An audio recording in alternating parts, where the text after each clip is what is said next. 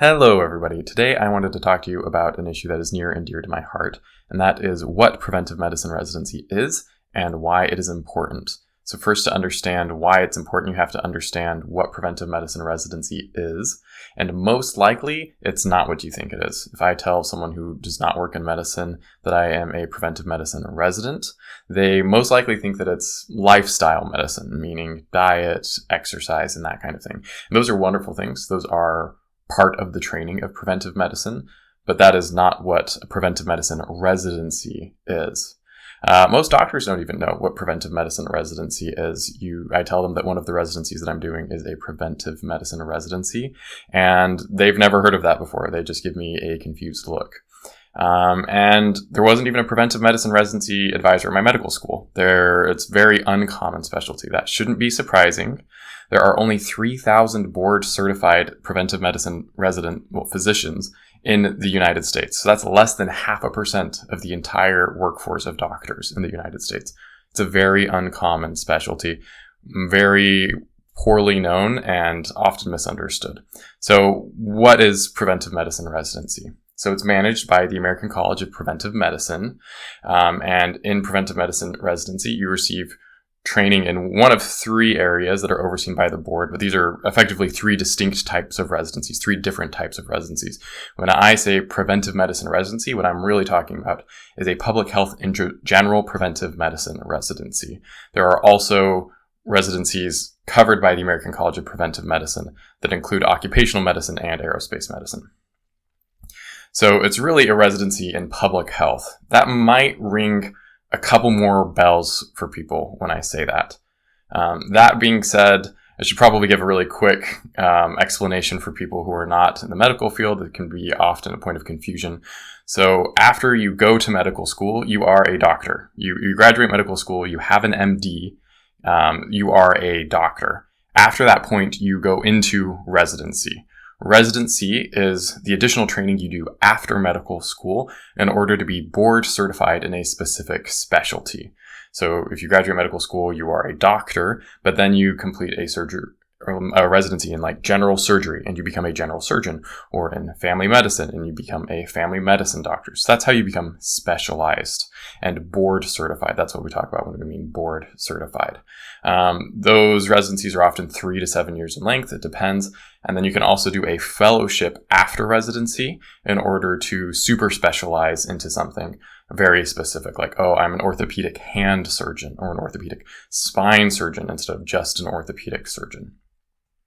So we said that it's a residency in public health. Well, what's public health? That might ring a bell for some people, but a lot of you probably don't know. So public health includes biostats, epidemiology, environmental health, health promotion and public education, and health administration and policy. These are the 5 pillars of public health. So if you get a degree in public health, you should cover all of these topics, and then you probably have one of those 5 things that you're sort of specialized in specifically. If you add the practice of clinical medicine, this means the ability to see patients, diagnose patients, and prescribe medications. That makes it preventive medicine residency. So it combines all of these 5 pillars of public health, those competencies, and it adds the ability to be a doctor effectively, and what most people see being a doctor as, the ability to prescribe medications, treat, diagnose patients. That's something you can't do with public health training alone. So, as I mentioned, most likely the only recognizable part of the 5 pillars was the clinical medicine part, what doctors actually do. And that's because public health is mostly something that occurs in the background. It's not something that, like, a patient is not interacting with someone who works in public health regularly. And part of that is because public health is something that works in the background, and when it's working effectively, it isn't noticed very much. So, things should be low effort. They should be automatic to have high adoption. They should be something that happens without patients having to take the effort to think about it. But that also means that public health typically gets overlooked. It can inform a lot of what doctors do. Doctors follow guidelines that might be prepared by public health officials. They might be following programs that are implemented by public health officials. But again, the people who design those things aren't necessarily being seen by patients. So it's not patient-facing. People are not aware that that is an aspect of healthcare here in the United States. It also covers areas typically that are dealing with poor health equity, so people that are underprivileged in specific domains, and that typically applies to a minority of people. So, most people are not in substance use programs. Most people are not needing housing shelters. Things like that are typically covered under public health, the practice of public health. But those are things that most people don't regularly need, and so they're not seeing that as a public health service that's being offered. And similarly, if you're preventing disease, that's less visible than having a disease itself. Getting a measles vaccine is a lot less noticeable than having your entire body covered in a painful red rash. So why does public health matter? Well, healthcare is expensive. Public health is very cost effective. This is one of the important things to notice. There have been a lot of studies on this. So one example, every $1 invested in California's county departments of public health returned $67 to $88. That is an insane return if you think in terms of investments or anything else. If you could put in $1 and have up to an 88 times return, it's absolutely crazy to put in perspective. $1 in tobacco cessation program costs associated with $3 in savings. Similarly, crazy returns, a 3x return. And even, I would argue for public health, it has really great returns. We'll walk through a few more. Even if it was neutral, even if for every $1 you had a $1 return purely in monetary compensation, the quality of life improvements would still be worthwhile. It would still be worth doing these. Many of these things would be worth doing even if they had a net, negative cost to a certain degree. So for children born in the US, vaccines have led to an estimated direct savings of $540 billion and societal savings of $2.7 trillion. This gets at the fact that direct savings, the direct costs of providing healthcare, it's not the same thing as the societal costs of disease. So just the cost of going to a hospital and getting treated for a disease, that's not the same thing as accounting for the quality of life, the impact, disability, disease have on someone's entire potential.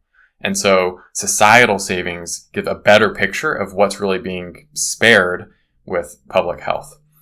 If you look at all investments in public health, there's a median return of 14.3 to 1, which again is a mind-blowing amount. There's a little bit of a specific breakdown here too in terms of some of them. You'll notice that legislative intervention, so policy, smart health-related policy, is the number one thing that can improve healthcare in the US. And it's probably the number one thing that we're severely lacking in. Another reason that public health matters seriously is that big numbers mean that there are really big results. And you may have already gotten a clue about this on the other slides. So for the people born in the US, vaccines have prevented 508 million diseases, 32 million hospitalizations, and 1,129,000 deaths. Again, those are huge numbers. No individual doctor ever will have saved that many lives. But that's something that a public health professional could do by leading an effective program because it's population health. It's for everybody. And when you distribute the risk of a disease, of illness, across an entire population, the stakes are so much higher. If you look at COVID vaccinations, they're estimated to have stopped 18.5 million hospitalizations, 3.2 million deaths, and 120 million infections. If you look at children with blood level testing, another thing that's very common aspect to covered public health, very prevalent where I live, levels of lead were decreased from 8.8% to 0.8%. Again, a huge reduction in children with elevated lead levels, which clearly affects brain development and a myriad of other issues. If you look at states that expanded Medicaid, so several years ago, Medicaid had the opportunity to be expanded. The federal government allowed it, but it was going to be done on a state-by-state basis. They even provided money for it, and some states said, no thanks, I'm not going to bother. I don't want my citizens to take free money and be healthy. Well, the states that expanded Medicaid had 11.8 fewer deaths per 100,000 people. So about 8 to 10,000 lives saved every single year in states that expanded Medicaid. Huge difference. 8 million smoking-related deaths have been prevented. 157 million life years saved. So again, that's another important way of looking at data, not just deaths, but years of life. If you save someone who's 90 years old and you save them 1 year before they would have died originally, that's a much smaller impact. When it comes to smoking-related deaths specifically, you might be saving someone who could live for another 20 or 30 years. It could be even longer than that. There are huge impacts in expanding life expectancy. thanks to public health. Similarly, the OSHA, so they kind of take care of like what is or is not a safe workplace. That is a public health innovation. There has been a huge 65 to 70% reduction in fatalities in the workplace, meaning hundreds of thousands of lives saved since OSHA was instituted. So what do PrevMed doctors do? With preventive medicine, you have clinical medicine, your MD, your medical degree, and you get a master's in public health. You get an MPH. These are some examples of people that I know that have been graduates of my program and careers that they have done. So they've been directors in city, county, state departments of public health. Just to make that clear, at all of these levels of organization, depending on the size of where you live, there are people who are directing public health at those different levels. They have senior roles in federally qualified community health centers. We call these FQHCs. It's a specific type of organization that is basically what you might think of a community hospital that provides care to underprivileged or underserved patients. They are leaders in managed care organizations. These are organizations that look over large systems. They might look over, an entire university system or entire employer system, etc. And they keep the system accountable in terms of costs and outcomes.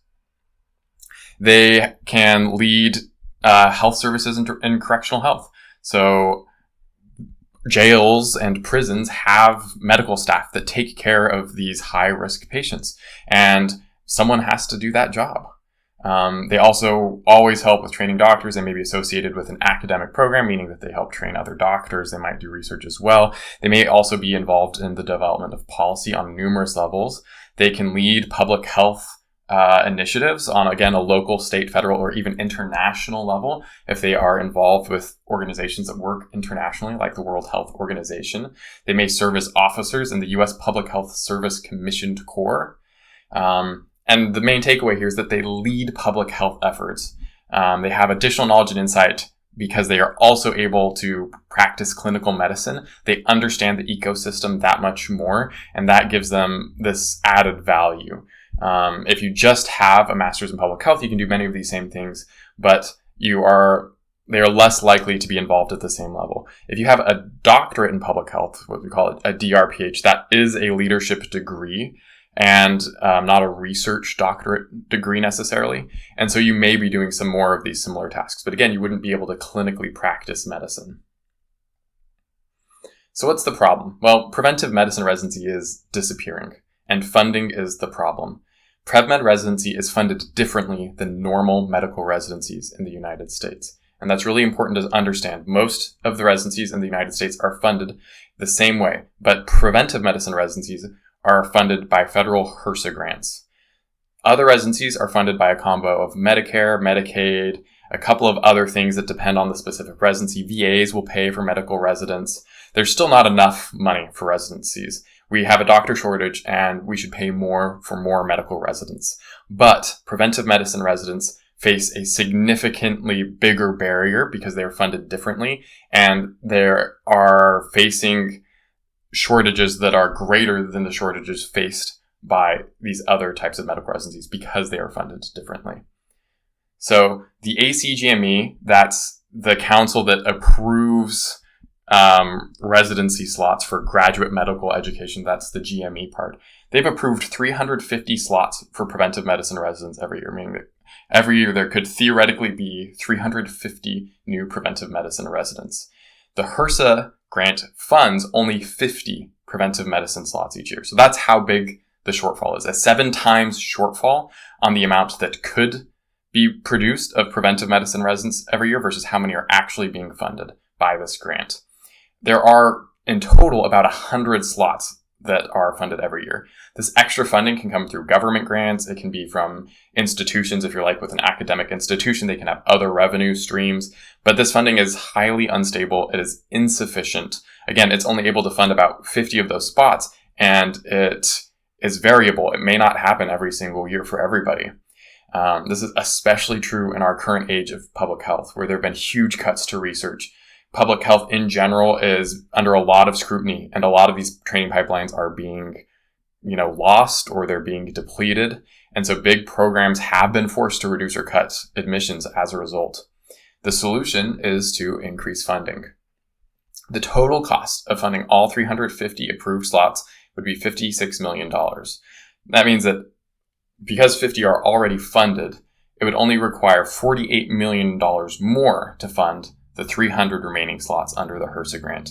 That would more than double, so there's about 100 right now, that would more than double the amount of PrevMed residents each year if we got to 350.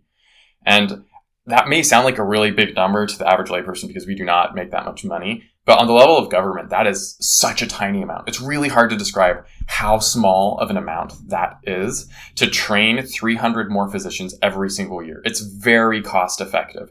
For reference, here are a couple of other costs that the government has spent, as we're suffering these shortages. The White House ballroom cost about $300 million as far as current estimates go. That is more than enough to cover this cost. The military parade that was thrown not so long ago, $46 million, but really much more because that doesn't include all of the costs that were associated by damage to streets, the overtime for police, and things that were associated with it. Again, that cost, the cost of military parade, or we could have trained 300 more physicians in the United States. And if we look at recent tax cuts, which were given to the rich, about $1.4 trillion worth of tax cuts for households with incomes over $500,000 a year, the amount needed to fund preventive medicine residents for 1 year, 350 of them, is 30,000 times less. So hopefully that provides a little bit of perspective on when I say that, $48 million is tiny. It's really tiny. It's such a small amount to fund so many crucial, essential physicians in the United States. And we spend a lot of money on other things that, in my humble opinion, are less valuable to society as a whole. All right, so the solution is funding, of course. So if you're going to fully fund the HRSA grant, you could do that. You could take it out of the $500 billion military budget that was recently increased. You could, the $500 billion increase in military budget, to be clear, it's like $1.5 trillion. You could change the funding mechanism for PrevMed residencies. That would certainly help. Again, we have a total shortage of residency funding across the board for U.S. physicians. We are not producing enough residents, but you could switch the funding for PrevMed residents so that at least equalized with other medical residencies. That would be more stable. This has been a little bit harder historically. It has to do with training locations. So part of the reason is that CMS, Medicare, Medicaid that fund the other residents has to do more with hospital-based reimbursement. Preventive medicine residents work less frequently in hospitals. They work more frequently in departments of public health and other outside locations. So that is one of the reasons that it historically has been a bit of a problem. There are other grants and other programs that exist that could also be used to fund preventive medicine residencies. So there's Teaching Health Centers program. We could include PrevMed in that category. It's easier because there's already existing ties with community health centers, some of these other locations where PrevMed residents train. And those places also really want PrevMed doctors because they are understaffed and PrevMed doctors do great work. So that is something that could easily be done. They could also expand rural residency planning and development grants. It's another alternate funding source that could be expanded. This is, again, another easier option. It's already sort of being done in a residency program in Pennsylvania as a trial. I'd like to make another argument that PrevMed doctors are extremely valuable. And my argument would go as far as to say that PrevMed docs are the doctors who, as a group, universally should be in charge of healthcare in the U.S. Obviously, there are going to be exceptional individuals with specific training and experiences who would excel beyond your average PrevMed doc. But the point that I'm trying to make here is that PrevMed doctors as a group are trained specifically in a way that could improve healthcare in the United States much more than the average training of doctors in other specialties like internal medicine, nephrology, surgery, whatever you want. Those doctors do not receive the same kind of specific training, even if they may have unique experiences and jobs that they've had that may make them better as individuals. Preventive medicine residency is the only residency with formal training in policy, administration, public health, and how the healthcare system works. So as an example, in the program that I'm in, these are some of the required courses that you have to take. You have to take a master's level course in policy, intro to the U.S. healthcare system, health advocacy, creating, implementing, and monitoring budgets for projects and programs, and many more. That is not training. You're not taking those classes in other residencies. I don't know how to say that more clearly. That is just not training that exists. It's a different specialty. And that's part of what makes preventive medicine so unique. And again, it's something where you actually actively seek to improve health equity instead of just acknowledging it. In my experience, having worked with many doctors, they acknowledge, they're taught about social determinants of health. They're taught about inequities. They're taught about all these problems that see patients, but it very minimally affects the practice that they actually do. They may be a little bit more culturally competent or at least compassionate towards some of these patients. But so many times as a medical student, I would talk to doctors about some of these issues and they would be like, yeah, that's so rough. And they would keep doing the same thing they were doing. And that's not to blame them. It's just not their scope of practice as an individual, practicing hospital medicine somewhere to make specific changes to the entire system. They are not working at the level that they would need to in order to address some of these issues at that level. And the other reason, of course, is, as we've already mentioned, and hopefully convincingly so, public health saves a huge amount of money and it has a huge amount of impact. It saves more lives than any of these other individual doctors or patient interactions ever could. And so that's another thing that we really need in healthcare, is saving more lives and saving a bunch of money. So my big two takeaways is that the US could easily afford to pay for PrevMed residency training, and it should do that. And the other argument I have is that the US could not afford to lose PrevMed doctors. If you think back at those things that I talked about, the interventions that have saved millions of lives, and what if they just didn't exist? We'd have millions of people dead. The things that we're saving millions and millions and billions of dollars, trillions of dollars in some cases. What if we just didn't do that? Well, that cost would be added to the US. The US could not afford to lose preventive medicine doctors. But the current route that we are on is going to lose preventive medicine doctors. Our training pipeline, our funding is disappearing. And it's something that we desperately need to preserve. If we keep going at this pace, we will soon suffer the consequences, both the number of lives lost and the cost of healthcare, because this vital resource is no longer involved in the healthcare system because they're not being trained. People are retiring or leaving practice.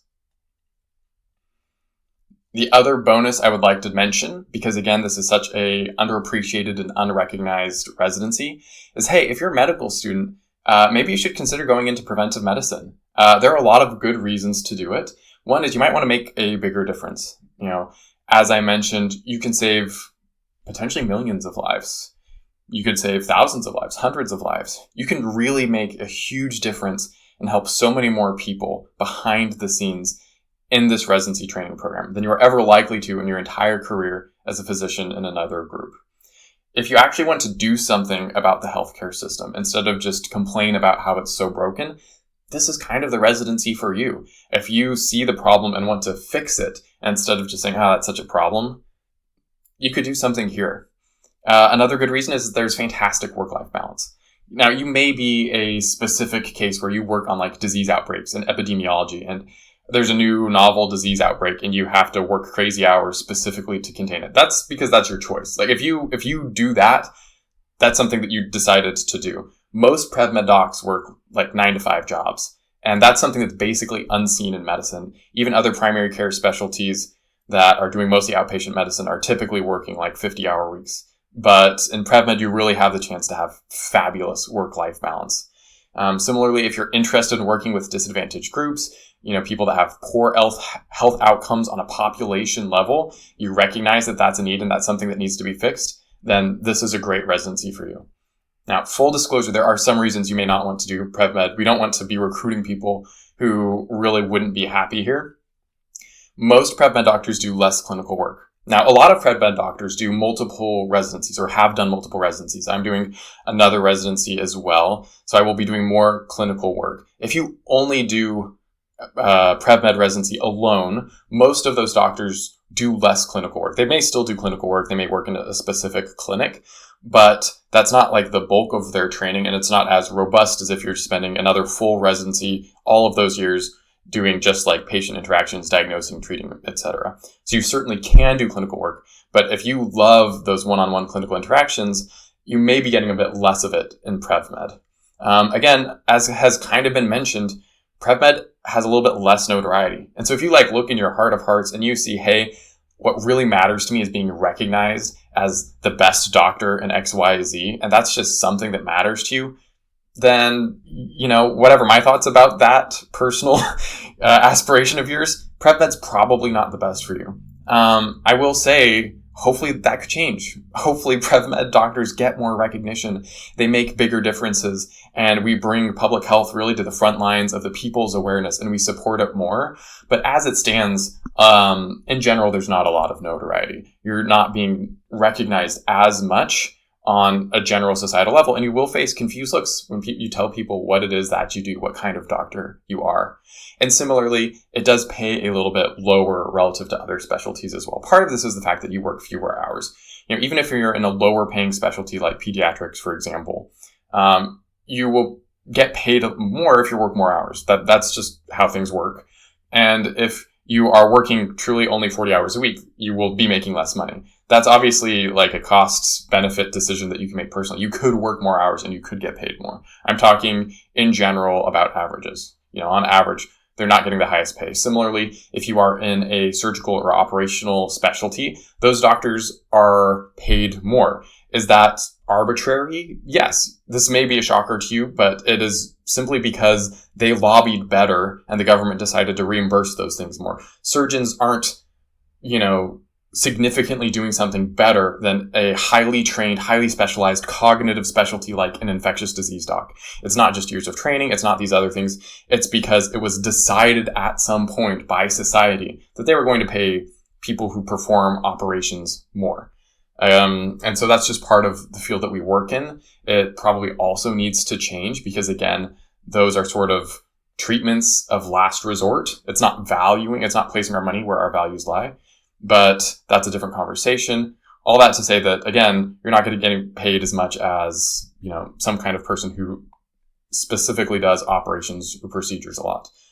You just aren't doing that in PrevMed.